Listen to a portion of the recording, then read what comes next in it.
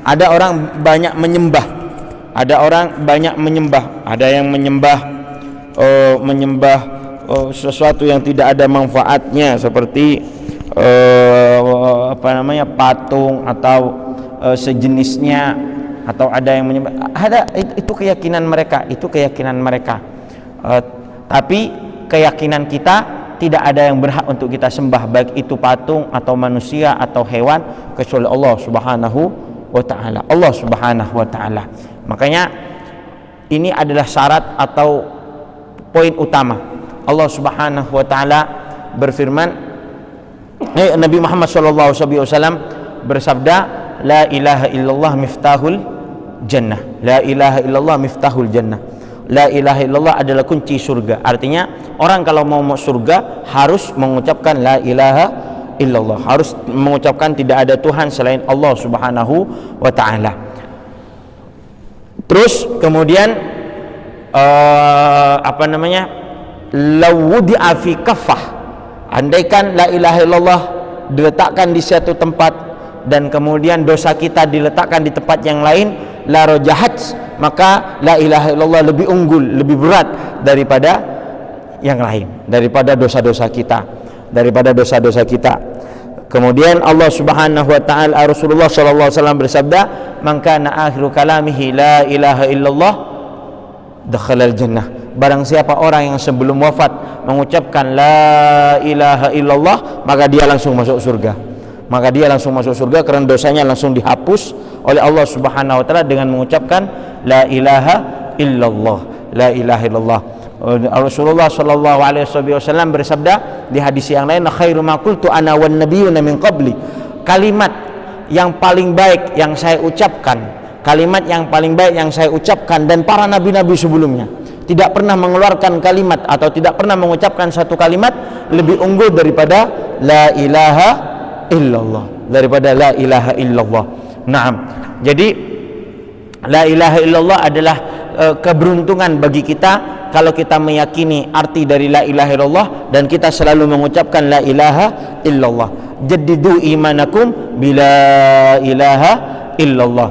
Perbaiki iman kamu, perbaiki kualitas iman kamu, update iman kamu, perbarui iman kamu dengan perbanyak mengucapkan la ilaha illallah. Artinya orang ini kalau memperbanyak maca la ilaha illallah, maka orang ini sajan mantap dak ke Allah, sajan yakin dak ke Allah, sajan sekan ke Nabi Muhammad sallallahu alaihi wasallam, sajan percaya ke Nabi Muhammad sallallahu alaihi wasallam, karena keyakinan atau kemantapan kita terhadap Allah ini tidak sama, kadang naik kadang berkurang. Contohnya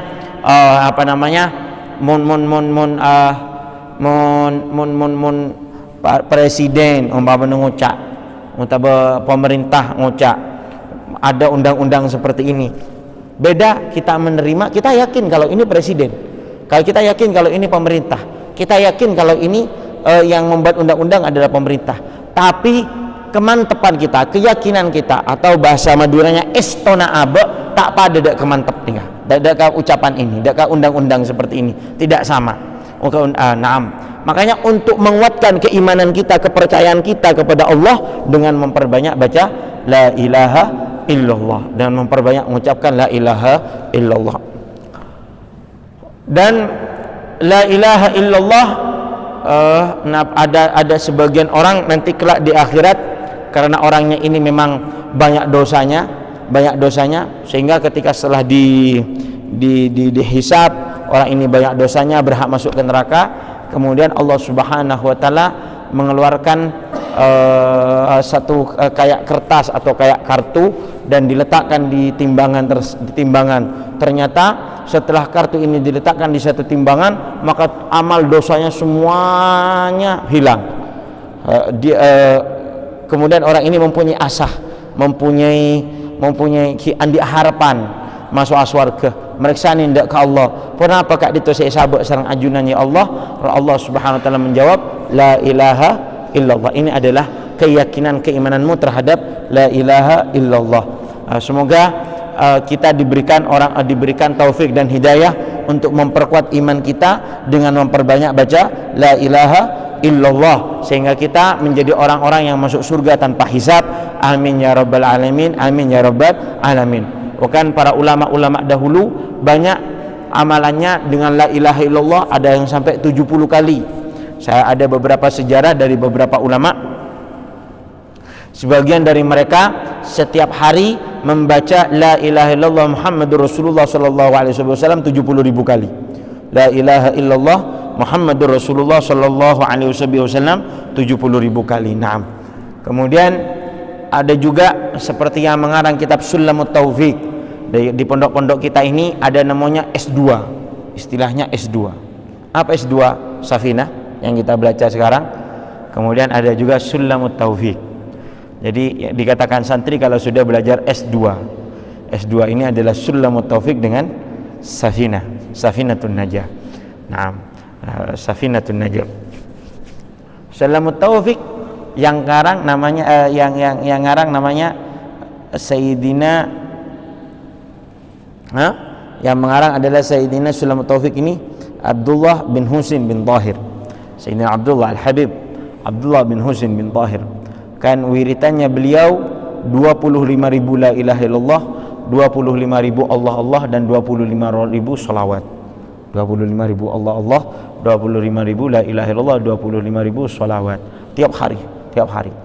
Sehingga ketika beliau sakaratul maut, ada yang mengatakan beliau, ada yang mengatakan ini cerita cucunya beliau. Ketika sakaratul maut, saudara-saudaranya, keluarganya, istri-istrinya mengucapkan la ilaha illallah supaya ketika orang ini sebelum wafat mengucapkan la ilaha illallah.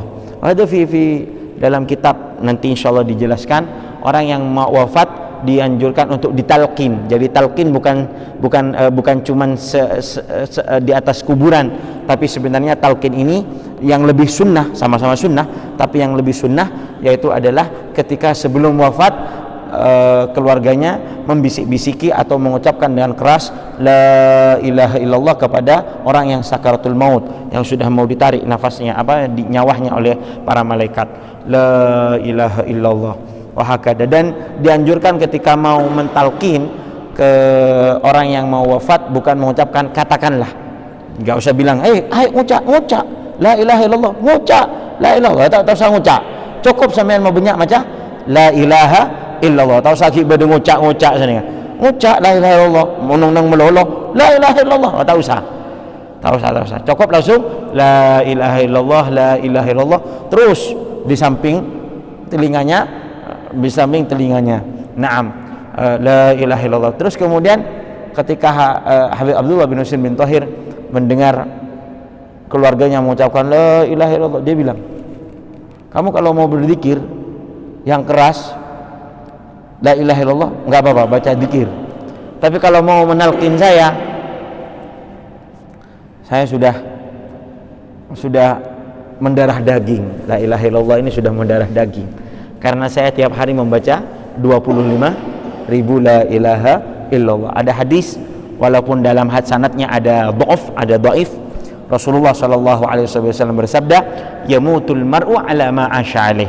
Manusia ini biasanya mati sesuai kebiasaannya. Kalau sudah kebiasaannya mengucapkan la ilaha illallah, maka tidak jauh orang tersebut akan wafat, sebelum wafat mengucapkan la ilaha illallah, la ilaha illallah. Begini yang bisa kami sampaikan, semoga ada manfaat barokah. Kami akan membuka sesi pertanyaan. Kalau bisa kami jawab akan kita jawab, kalau tidak bisa saya minta maaf, akan saya qadha, akan saya pelajari dulu, nanti akan saya kasih jawaban kepada Ustaz Idrus Suyuti. Nah, kalau nggak ada pertanyaan, kita akan lanjut materinya, kita akan lanjut.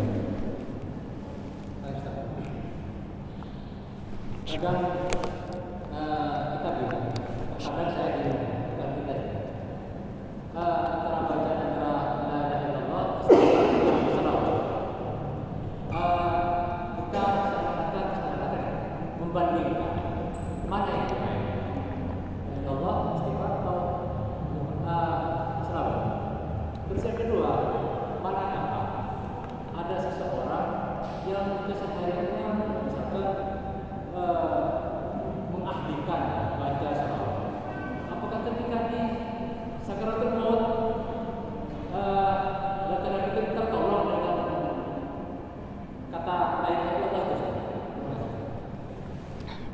Bagus. Pertanyaannya bagus. Kadang kita ini membanding-bandingkan, Ustaz. Mana yang lebih baik? La ilaha illallah, istighfar, ada lagi Allahu Akbar, ada lagi subhanallah. Yang paling bagus dibaca semua. Subhanallah walhamdulillah wa la ilaha illallah wallahu akbar. Subhanallah walhamdulillah wa la ilaha illallah wallahu akbar. Wal baqiyatus sholihatu khairun inda rabbika. Gimana dalam Al-Qur'an Allah Subhanahu wa taala berfirman dalam Al-Qur'an tentang bacaan ini, wal baqiyatus sholihatu khairun inda rabbika thawaban wa khairun amalan. Ada yang di ayat yang lain, wal baqiyatus sholihatu khairun inda rabbika thawaban wa khairun maradda. Allah Subhanahu wa taala berfirman yang artinya amal-amal yang tetap kelak di akhirat, yaitu adalah tentang subhanallah walhamdulillah wa la ilaha illallah wallahu akbar. Allah Subhanahu wa taala berfirman, khairun inda rabbika thawaban wa khairun amala. Paling baik yang dibuat kita hobinya kita, yaitu sering-sering membaca subhanallah walhamdulillah wa la ilaha illallah wallahu akbar, digabung semuanya.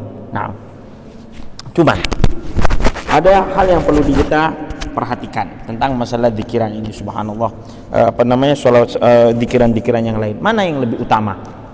Saya pernah tanya kepada guru saya, mana yang lebih utama antara la ilaha illallah dengan sholawat?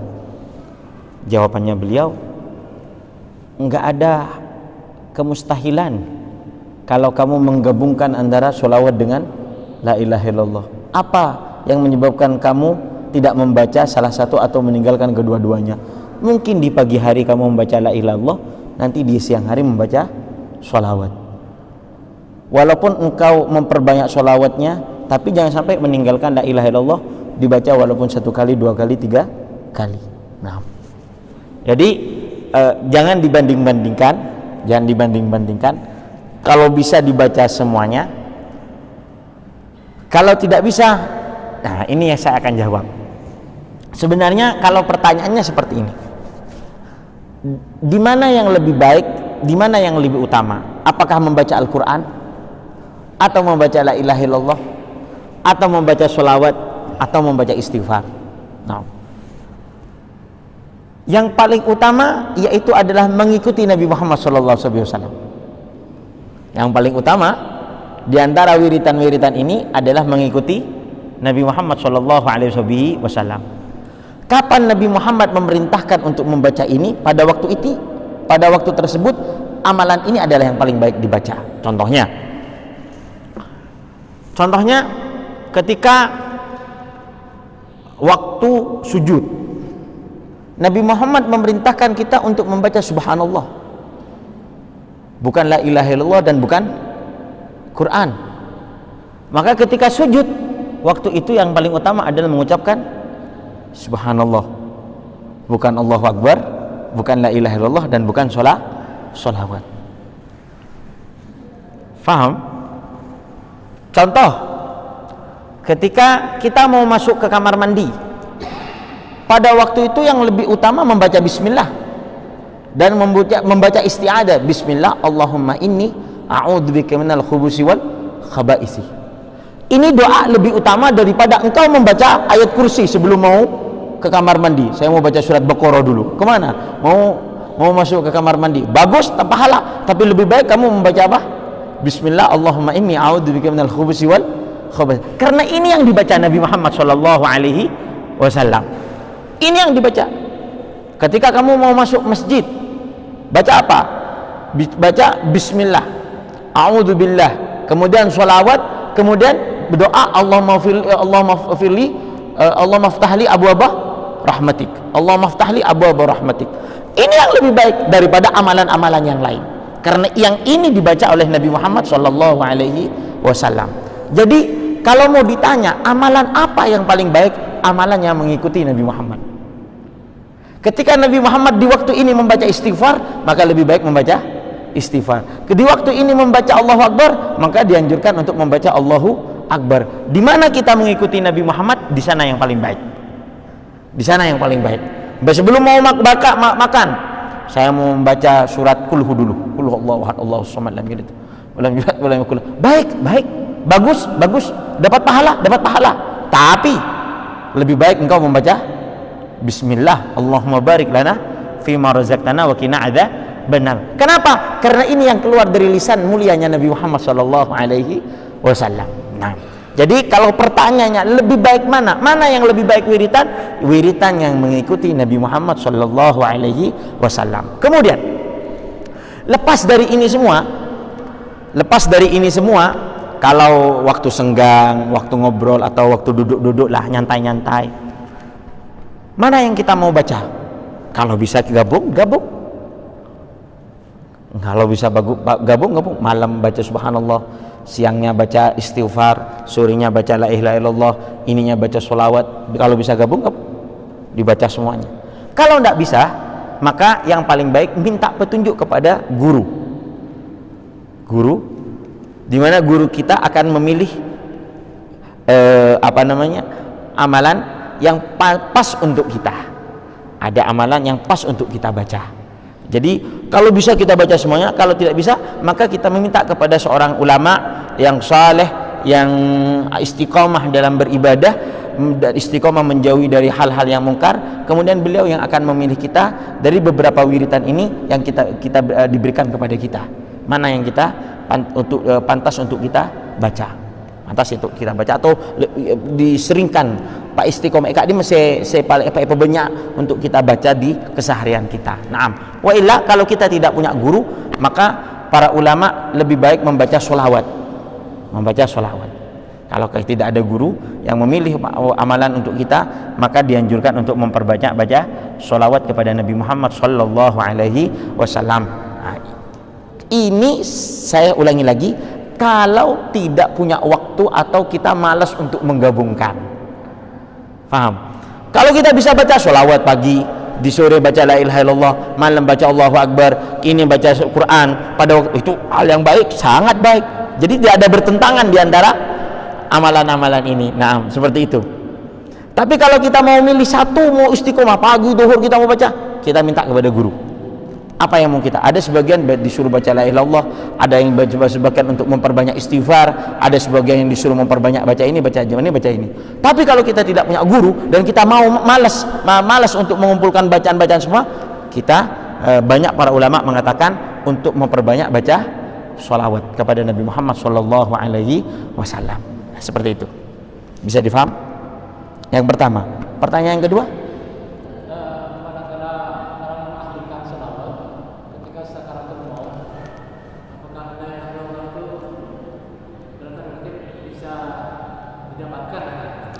Bisa, insya Allah bisa. Karena inti dari sholawat yaitu adalah hubungan kita kepada Nabi Muhammad sallallahu alaihi wasallam. Hubungan kita kepada Nabi Muhammad sallallahu alaihi wasallam. Dan bahkan kalau kita lihat Khulafaur Rasyidin, seperti Sayyidina Abu Bakar, beliau saya belum pernah membaca sejarah Sayyidina Abu Bakar sebelum wafat membaca la ilaha illallah sebelum wafat.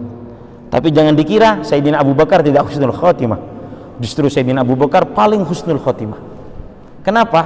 Karena Sayyidina Abu Bakar wafat dalam keadaan kangen kepada Nabi Muhammad, cinta kepada Nabi Muhammad, rindu kepada Nabi Muhammad sallallahu alaihi wasallam. Sayyidina Abu Bakar As-Siddiq radhiyallahu taala anhu. Dan ini yang paling bentuk husnul khotimah, dalam keadaan cinta dan rindu kepada Nabi Muhammad sallallahu alaihi wasallam, rindu kepada Allah Subhanahu wa taala. Jadi kita membaca sholawat kepada Nabi Muhammad supaya kita sebelum wafat mempunyai rasa rindu kepada Allah dan rindu kepada Nabi Muhammad sallallahu alaihi wasallam, mendapatkan husnul khotimah. Jadi husnul khotimah dalam keadaan sujud mau husnul khotimah, dalam keadaan la ilaha illallah husnul khotimah. Walaupun dalam hadis ini mengatakan la ilaha illallah itu yang paling utama, tapi ada yang lebih utama lagi, wafat dalam keadaan cinta kepada Nabi Muhammad, wafat dalam keadaan membela agamanya Nabi Muhammad, seperti mati syahid, seperti mati dalam keadaan mencari ilmu, itu juga husnul khotimah. Bahkan dalam hadis, man ja'ahul maut wa huwa yatlubul ilm liyuhya bihil islam falaysa bainahu wa bainal anbiya illa darajah wahidah. Andaikan ada orang mencari ilmu, wafat dalam keadaan mencari ilmu, detik-detik mau berangkat ke masjid untuk mencari ilmu, atau ada di pondok wafat, atau ada di madrasah atau di mana saja, yang penting dia mencari ilmu untuk menghidupkan agama Islam, untuk melaksanakan agama Islam, untuk mengajak orang-orang kepada agama Islam, maka dia wafat dan dikumpulkan orang tersebut kelak bersama para nabi, tapi tidak ada bersama nabi, yaitu derajatnya di bawahnya nabi, karena bini nabi keng la tak jadi nabi ini kau orang. Ada pertanyaan lagi? Bismillah. Waalaikumsalam warahmatullahi wabarakatuh.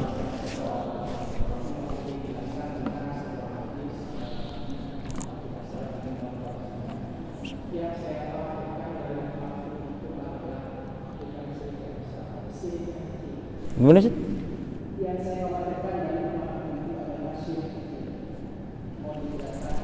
Syirkul khafi, riya. Nah.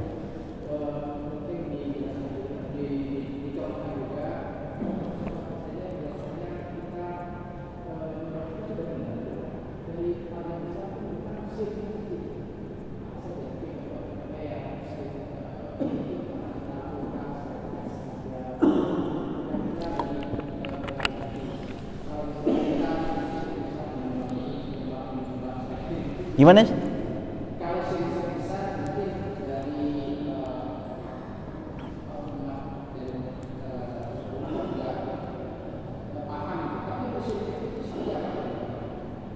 Naam. Ya, betul. Terima kasih. Asyirkul khafi, syirik yang kecil kan? Nah. Masya Allah, tabarakallah. Terima kasih pertanyaannya, Ustaz.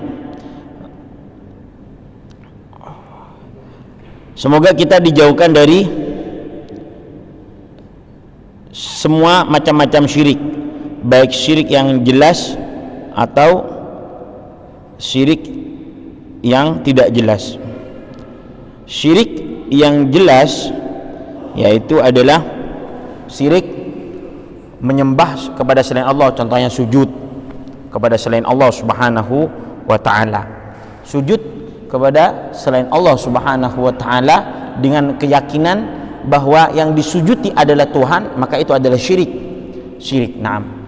Atau orang tersebut yakni menyembah kepada selain Allah, itu syirik yang jelas. Naudzubillah min dalik, summa naudzubillah min dalik. Semoga kita dijauhkan dari macam-macam syirik. Ada syirik yang tidak jelas. Nabi Muhammad SAW dalam beberapa riwayat Imam Ibnu Majah ada beberapa riwayat yang lain seperti Imam Ahmad bin Hanbal dijelaskan bahwa ada yang lebih saya takuti kepada umat, akhwafu ma akhafu alayya minal masihid dajjal. Saya khawatir terhadap umat saya ketika menututi zaman dajjal, karena di zaman dajjal itu dajjal hanya cuma beberapa hari saja, 40 hari, tapi gara-gara dajjal ini mayoritas manusia keluar dari agama Islam. Fitnah. Tapi Nabi Muhammad tidak khawatir terhadap dajjal. Yang lebih dikhawatirkan oleh Nabi Muhammad yaitu adalah asyirkul khafi. Ada orang syirik tapi dia tidak sadar kalau ini adalah perbuatan syirik. Apa hal tersebut? Yaitu adalah ayya'mala rajul limakanir rajul. Orang berbuat ibadah ingin pamer, ingin dipuji oleh orang, atau ingin dicintai oleh seseorang, bukan ingin dicintai oleh Allah Subhanahu wa ta'ala. Hal ini memang tidak menjadikan orang tersebut, kata para ulama, tidak menjadikan orang tersebut masuk ke neraka, atau tidak menjadikan orang tersebut berada di dalam neraka selama-lamanya seperti orang yang menyembah kepada Allah selain Allah Subhanahu wa ta'ala. Tidak. Tapi menjadikan orang tersebut orang yang mempunyai syirkul khafi, yaitu beramal ibadah untuk orang lain, mengamalkan beramal ibadah untuk dipuji orang lain, beramal ibadah karena ingin dianggap baik oleh orang lain. Ini tidak menjadikan orang tersebut kekal di dalam neraka, tapi menjadikan orang ini sulit diampuni dosanya oleh Allah Subhanahu wa taala. Karena kelak ana aghnal aghnia, sabdanya Nabi Muhammad dalam hadis qudsi, Allah Subhanahu wa taala berfirman, saya ini adalah zat yang paling tidak butuh kepada siapapun. Jadi kalau ada orang beribadah atau ada orang pamer kepada orang lain, maka nanti di surga, di akhirat, jangan minta kepada saya, minta kepada orang yang dipameri ini. Saya tidak butuh kepada orang ini. Nah, ini yang menyebabkan bahaya. Kenapa? Karena orang ini kelak nanti di akhirat enggak dihiraukan oleh Allah Subhanahu wa taala. Baik. Satu. Ini dalam segi akhirat. Saya sekarang baru sadar, Ustaz. Di zaman medsos ini, apa bahayanya riya ini? Jadi bahasa gampangnya syirik khafi atau syirik yang kecil, yaitu ada riya. Riya ini dalam bahasa tasawuf, dalam sufisme namanya riya, atau yang kita kenal dengan suka pamer. Suka pamer. Baik. Apa bahayanya? Oh, ternyata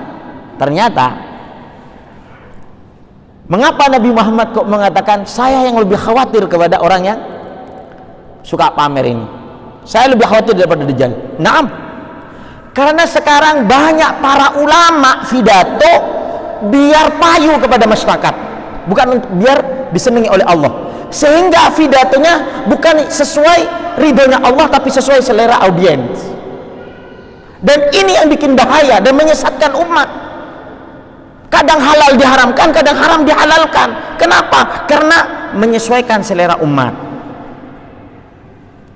Ini kenapa Nabi Muhammad mengatakan pamer ini bahaya, orang suka pamer bahaya.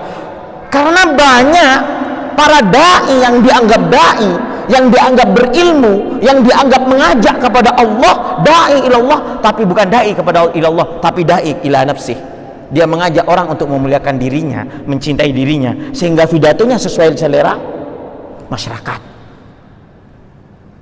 Jadi mun kerana masyarakat engkau pidato dia tak unceng boleh, tak ngocak.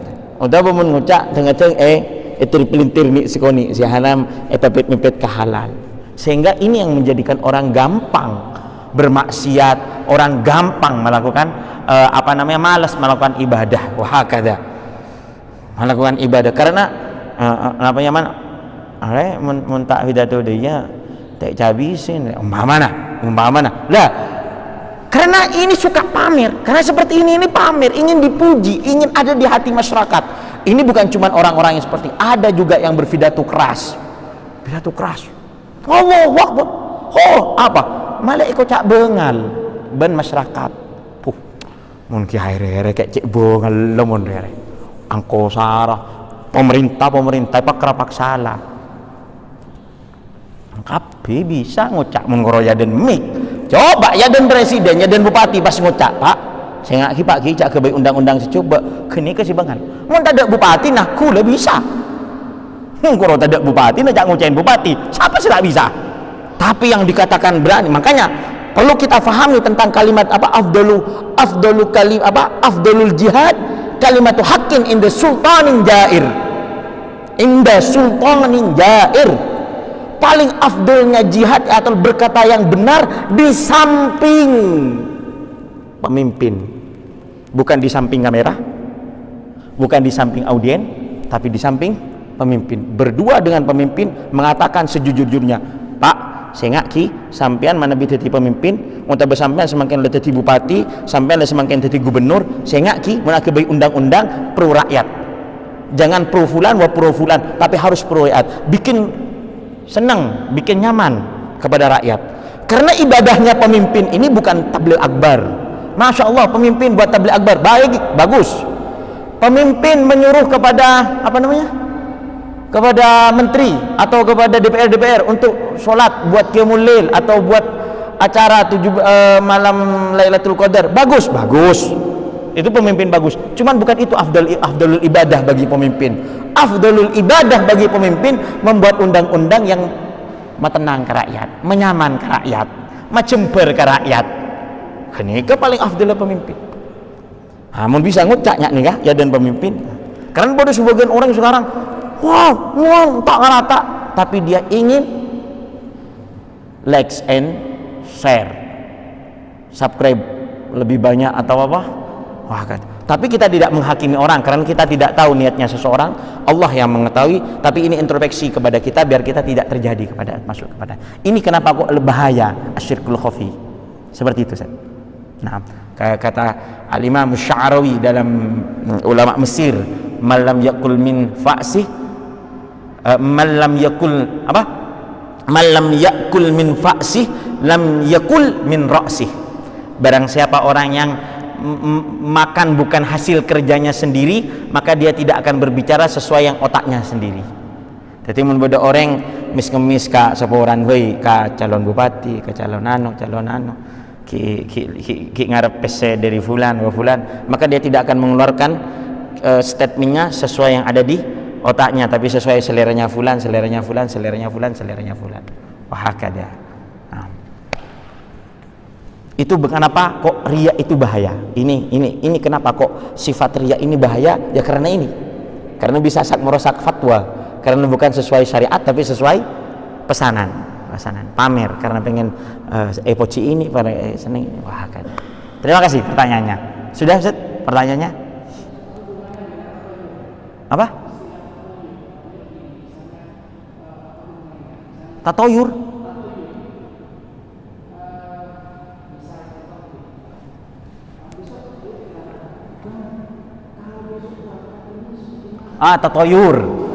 Tatoyur. Naam.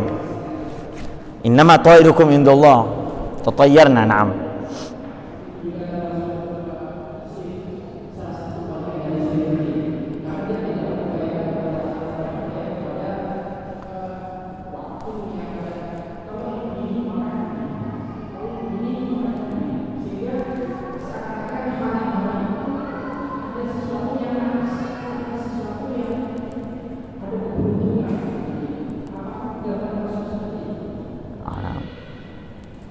Terima kasih. Pertanyaan sekarang, pertanyaan lagi ya? Apa memang berkaitan dengan yang awal? Pertanyaan lain. Tatoyur sekarang. Tatoyur ini menganggap hasil negatif dikait-kaitan dengan sesuatu kejadian. Ada hal yang negatif dikait-kaitan dengan sesuatu yang terjadi di muka bumi ini. Contohnya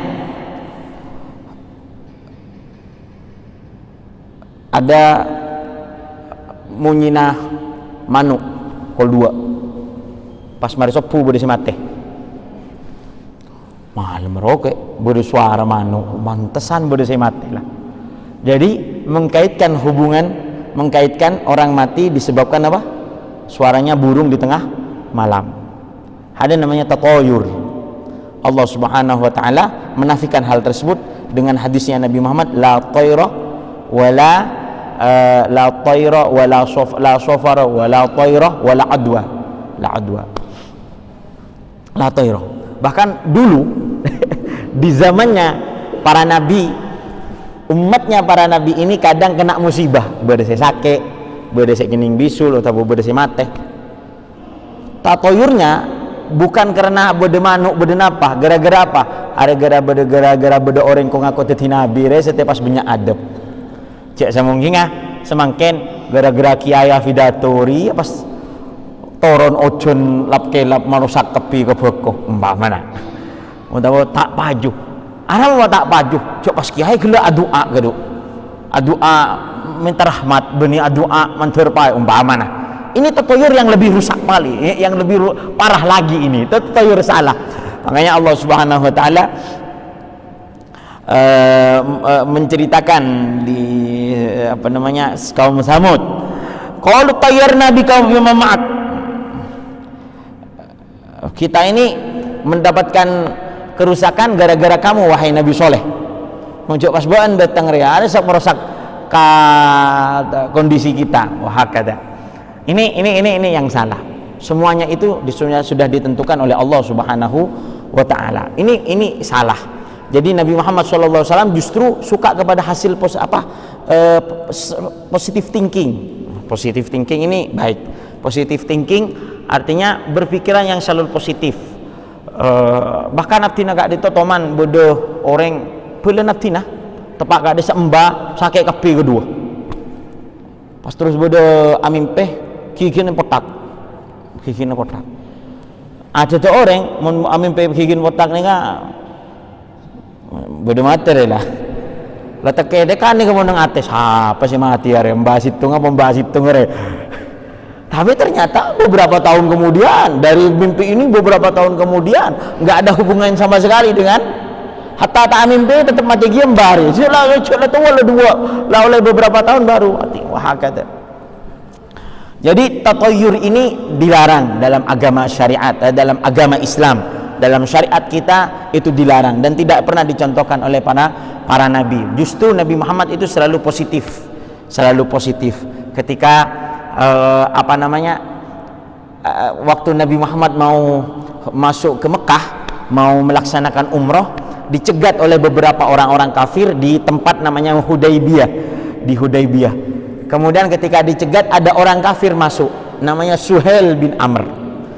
Suhail bin Amr pentolannya orang-orang kafir Quraisy tapi namanya Suhail. Suhail ini makna bahasa Maduranya gempang sesekoni. Ketika Suhail datang, Nabi Muhammad mengatakan ja'as sahal. Insyaallah keadaan kita lebih baik dengan kedatangan Suhail. Berpositif thinking. Padahal dengan datangnya Suhail ini Nabi Muhammad diusir. Justru disuruh kembali ke Madinah. Tapi ketika coba bayangkan, ketika Suhail datang, Nabi Muhammad bukan ini lagi datang tambah ribet ini nanti. Nah, tapi justru Nabi Muhammad ketika Suhail datang, karena namanya Suhail ini bahasa Maduranya gempang, orang yang gempang. Nabi Muhammad berpositif thinking, waduh, insya Allah dengan Suhail datang ini keadaan kita tambah baik. Tapi justru apa yang terjadi? Justru dengan datangnya Suhail, Nabi Muhammad diusir, membuat tanda tangan, membuat MUU bahasanya, membuat perjanjian yang namanya perjanjian Hudaybiyah. Ya, dimana salah satunya yaitu Nabi Muhammad harus kembali kalau mau umroh tahun depan itu pun hanya cuma tiga hari dan Nabi Muhammad menyetujui dan memang betul gara-gara perjanjian ini Nabi Muhammad suatu saat bisa menaklukkan Mekah, bukan cuma umroh tapi bisa mengambil kekuasaan di Mekah yang mana Nabi Muhammad sebelumnya diusir. Nabi Muhammad mau umroh ditolak, tapi karena ada perjanjian dengan Suhail ini ada suatu saat 2 tahun kemudian 2 tahun atau 3 tahun kemudian Nabi Muhammad bisa menaklukkan Mekah dan bisa mengambil kekuasaan Mekah, di mana Mekah pada waktu itu banyak patung-patung yang disembah di samping Ka'bah. Karena Nabi Muhammad mengambil kekuasaan di Mekah, akhirnya patung-patung di samping Ka'bah itu semuanya dihancurkan dan orang-orang Mekah semuanya masuk Islam, alhamdulillah. Nah, ini bagaimana kita dianjurkan atau diajarkan untuk berpositif thinking dalam setiap hal.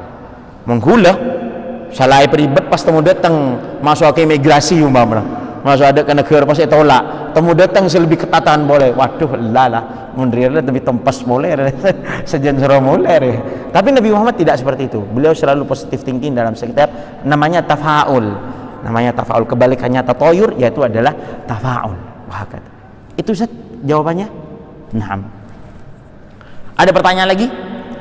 Insya kurang 3 menit. Masya Allah, tabarakallah, nggak kerasa. Boleh kita tutup. Kurang 3 menit. Ada pertanyaan lagi? Masya Allah. Padahal yang diterangkan cuma sedikit ini.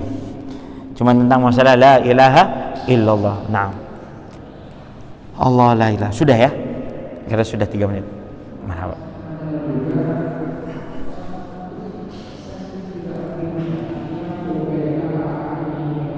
Maaf, saya kurang mendengar, Ustaz. Kurang mendengar.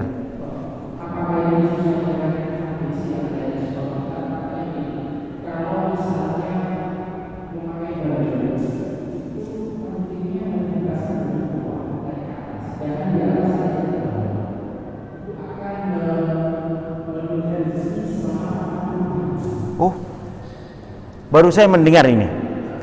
Keterangan ini saya baru mendengar.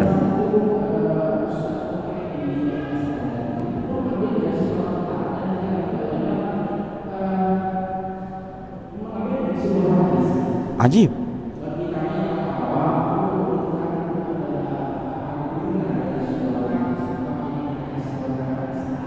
Ya, baik. Yang jadi pertanyaan, apakah dulu di zamannya Nabi Muhammad bajunya pakai kancing? Lah, dulu kan pakai gamis. Gamis mana ada kancing?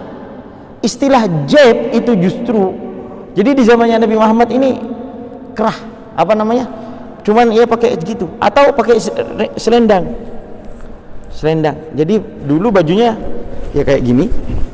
Selendang tertutup kayak orang umroh, orang tahu, atau pakai gamis, ya kayak gamis. Terus gamis itu bermacam-macam, pakai bermacam-macam gamis. Ada yang gamis model Oman, ada model Yaman, ada model yang lain. Wah kata. Tapi apakah ada apa namanya istilahnya kancing? Allahu a'lam. Sehingga bisa dikatakan hadis itu benar. Kalau pakai kancing ke atas, ke bawah, seleret, Allahu a'lam. Saya belum pernah menemukan seperti itu. Nah, tapi setahu saya pakai ya cuman kayak ini, apa namanya? Kayak kancing, kerah, kayak ada kerah langsung dipakai seperti itu. Ya kayak kaos lah. Gak ada yang masih pakai kancengan seperti itu. Allahu a'lam, kalau memang saya kurang banyak baca, sehingga bisa dikatakan keterangan tersebut benar. Nah, apalagi mengatakan saya nganceng dari atas ke bawah, dari ke bawah ke atas. Saya pun sendiri belum pernah membaca baju ada bodo kancengan lembut nih kan. Kita tahu nunjukkan karena saya orang ngaptina gamis, dan kita tahu gamis tanda kancengan itu gamis kayak gamis lembut, kecuali gamis yang sekarang. Tapi kalau gamis dulu koro cuman talian sini kan, ndak ada kancengan, ndak ada. Nah, wah kada. Atau pakai baju, ya kayak baju ihram. Yang lebih parah lagi, ihram sekarang udah kancengan nah. Lah udah heran gini kan. Sampai semakin ihram udah kancengan. Tahu kancengan sampean? Cetetan gini. Oke, ndak boleh. Ini perlu diperhatikan ihram nih kan. Nggak tahu kenapa kalau kesini ini saya sering bercerita tentang umroh ya. Jadi apa namanya, ketika kita tawaf pakai baju ihram, ada sekarang model kancengan, tidak sah. Itu termasuk dikatakan baju yang ada mukhayyad, yang berkaitan. Justru stylenya atau pakainya, cara pakainya itu ya langsung cuma diginikan saja, seperti baju-baju yang lain seperti itu. Nah, bagi ihram yang laki-laki, pak ihram laki. Sudah kita tutup. Nah, karena saya masih ada acara lagi. Ini rekan. Ajin. Amin.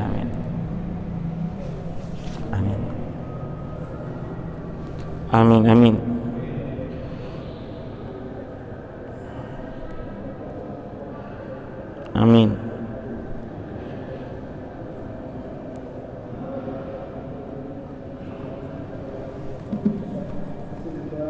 Al-Fatihah.